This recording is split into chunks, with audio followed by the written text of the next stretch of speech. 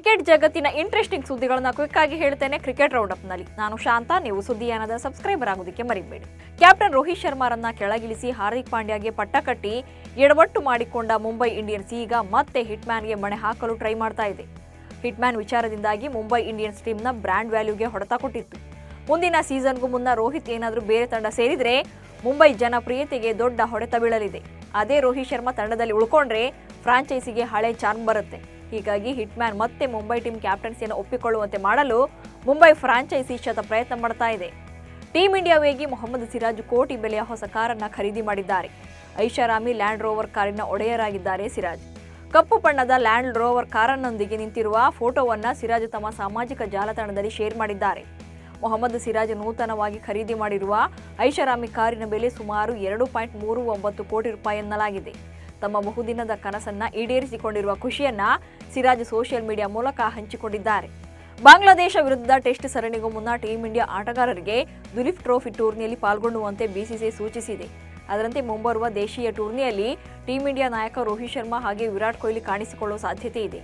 Team ಇಂಡಿಯಾದ ಆರಂಭಿಕ ಬ್ಯಾಟರ್ಗಳಾದ Shubman Gill, Yashasvi Jaiswal, wicket keeper batsman KL Rahul, Suryakumar, Axar Patel, Ravindra Jadeja ಹಾಗೆ ಕುಲ್ದೀಪ್ ಯಾದವ್ ಅವರಿಗೆ ದುಲೀಪ್ ಟ್ರೋಫಿಯಲ್ಲಿ ಭಾಗವಹಿಸುವಂತೆ ಬಿಸಿಸಿಐ ತಿಳಿಸಿದೆ. ಸೆಪ್ಟೆಂಬರ್ 5ರಿಂದ 6 ತಂಡಗಳ ನಡುವಿನ ದುಲೀಪ್ ಟ್ರೋಫಿ ಶುರುವಾಗಲಿದೆ. ಸೆಪ್ಟೆಂಬರ್ 24ರಂದು ಪಂದ್ಯಗಳು ಕೊನೆಗೊಳ್ಳಲಿದೆ. ಅತ್ತ ಭಾರತ ಮತ್ತು ಬಾಂಗ್ಲಾದೇಶ ನಡುವಿನ ಮೊದಲ ಟೆಸ್ಟ್ ಪಂದ್ಯ ಶುರುವಾಗುವುದು ಸೆಪ್ಟೆಂಬರ್ 19ರಿಂದ. ಹೀಗಾಗಿ ಭಾರತೀಯ ಆಟಗಾರರು ದುಲೀಪ್ ಟ್ರೋಫಿಯ 2ನೇ ಪಂದ್ಯದ ವೇಳೆ ಕಣಕ್ಕಿಳಿಯುವ ಸಾಧ್ಯತೆ ಇದೆ. ಶ್ರೀಲಂಕಾ ವಿರುದ್ಧದ ಏಕದಿನ ಸರಣಿಗೆ ಆಯ್ಕೆ ಆಗದೇ ಇರೋದರ ಬಗ್ಗೆ ಕೊನೆಗೂ ಸಂಜು ಸ್ಯಾಮ್ಸನ್ ಮೌನ ಮುರಿದಿದ್ದಾರೆ. ಆಯ್ಕೆ ಮಂಡಳಿ ನನ್ನನ್ನು ತಂಡಕ್ಕೆ ಆಯ್ಕೆ ಮಾಡಿದಾಗ ನಾನು ಆಡಲು ಹೋಗ್ತೇನೆ ಅಷ್ಟೇ. ನಮ್ಮ ತಂಡವು ಉತ್ತಮವಾಗಿ ಕಾರ್ಯನಿರ್ವಹಿಸಬೇಕು ಎಂದಿದ್ದಾರೆ. ಆಯ್ಕೆಯಾಗದಿರುವುದಕ್ಕೆ ದೂರು ನೀಡುವ ಅಥವಾ ಸಿಲ್ಲಿ ಕಾರಣಗಳನ್ನು ನೀಡುವ ಬದಲು ಆಯ್ಕೆ ಸಮಿತಿಯ ನಿರ್ಧಾರವನ್ನು ಒಪ್ಪಿಕೊಳ್ಳುವ ಮೂಲಕ ಸಂಜು ಸ್ಯಾಮ್ಸನ್ ಕ್ರೀಡಾ ಸ್ಫೂರ್ತಿ ಮೆರೆದಿದ್ದಾರೆ. ಮಧ್ಯಮ ಕ್ರಮಾಂಕದ ಬ್ಯಾಟ್ಸ್ಮನ್ ಶ್ರೇಯಸ್ ಅಯ್ಯರ್ ಶ್ರೀಲಂಕಾ ವಿರುದ್ಧ ಏಕದಿನ ಸರಣಿಯಲ್ಲಿ ಕಂಪ್ಲೀಟ್ ಫೇಲ್ಯೂರ್ ಆಗಿದ್ರು. ಮುಂಬರುವ ಟೆಸ್ಟ್ ಸರಣಿಗಳಲ್ಲಿ ಭಾರತ ತಂಡದ ಪರ ಶ್ರೇಯಸ್ ಅಯ್ಯರ್ ಕಳಪೆ ನೀಡಿದರೆ ಪರ್ಮನೆಂಟ್ ಆಗಿ ಟೀಂ ಇಂಡಿಯಾದಲ್ಲಿ ಸ್ಥಾನ ಕಳೆದುಕೊಳ್ಳಲಿದ್ದಾರೆ. ಗೌತಮ್ ಗಂಭೀರ್ ಕೂಡ ಈ ವಿಚಾರದಲ್ಲಿ ಶ್ರೇಯಸ್ ಅಯ್ಯರ್ಗೆ ಸಾಥ್ ನೀಡದೇ ಇರಬಹುದು ಎನ್ನಲಾಗ್ತಿದೆ. Royal Challengers Bengaluru Faf du Plessis ಅವರನ್ನು ರಿಲೀಸ್ ಮಾಡಲು ಮುಂದಾಗಿದ್ದು ಹೊಸ ನಾಯಕನ ಹುಡುಕಾಟದಲ್ಲಿದೆ. ಇನ್ನು ಲಕ್ನೋ ಸೂಪರ್ ಜೈಂಟ್ಸ್ ತಂಡ ತೊರೆದು ಕೆಎಲ್ ರಾಹುಲ್ ಆರ್ಸಿಬಿ ಕ್ಯಾಪ್ಟನ್ ಆಗುವ ಸಾಧ್ಯತೆ ಇದೆ.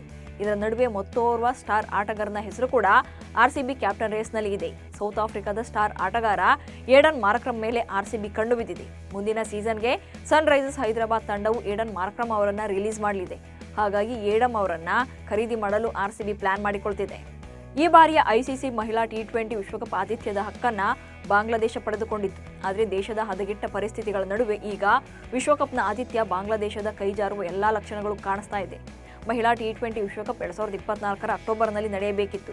ಆದರೆ ದೇಶದಲ್ಲಿ ಹರಡಿರುವ ಗೊಂದಲದ ನಡುವೆ ಪಂದ್ಯಾವಳಿಗಳನ್ನು ಆಯೋಜಿಸುವುದು ಕಷ್ಟವಾಗಿರೋದ್ರಿಂದ ಬಾಂಗ್ಲಾ ಕ್ರಿಕೆಟ್ ಮಂಡಳಿ ಸೇನೆಯ ನೆರವು ಕೋರಿದೆ. ಸೇನಾ ಮುಖ್ಯಸ್ಥ ಜನರಲ್ ವಾಕರ್ ಜಮಾನ್ ಅವರಿಗೆ ಪತ್ರ ಬರೆಯುವ ಮೂಲಕ ಟಿ20 ವಿಶ್ವಕಪ್ ಆಯೋಜನೆ ಮಾಡಲು ಭದ್ರತೆಯ ಭರವಸೆಯನ್ನು ಕೋರಿದೆ. ಕೆನಡಾದಲ್ಲಿ ನಡೆದ ಗ್ಲೋಬಲ್ ಟಿ20 ಲೀಗ್ನಲ್ಲಿ ಟೊರೊಂಟೊ ನ್ಯಾಷನಲ್ ತಂಡ ಚಾಂಪಿಯನ್ ಪಟ್ಟ ಅಲಂಕರಿಸಿದೆ.